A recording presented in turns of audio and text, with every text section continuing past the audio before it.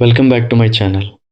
As you can see here, my car's engine bay has been getting rodent droppings, and I've been noticing this consistently over the past few weeks. To deal with this issue, I booked a 3M Doorstep Service for their rodent repellent spray.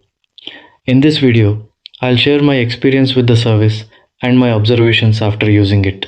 The technician first gave the engine bay a basic cleaning using a waterless cleaning solution to remove dust and loose dirt before applying the spray. Next, they applied the rodent repellent spray, which has a very strong smell.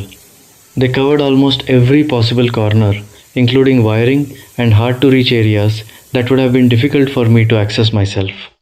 Right after the application, the engine bay had a glossy finish and the strong odor was quite noticeable.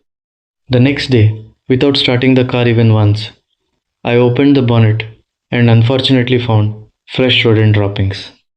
However, after driving the car for about 1 kilometer, parking it, and checking again the next day, I didn't find any new droppings or signs of rodent activity. I believe the engine heat helped release the spray's strong smell, which may have kept the rodents away.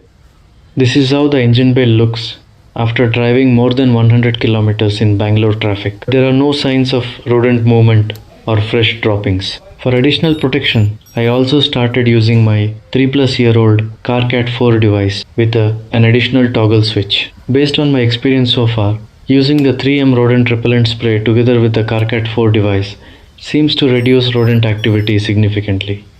So far, I haven't experienced any wire damage.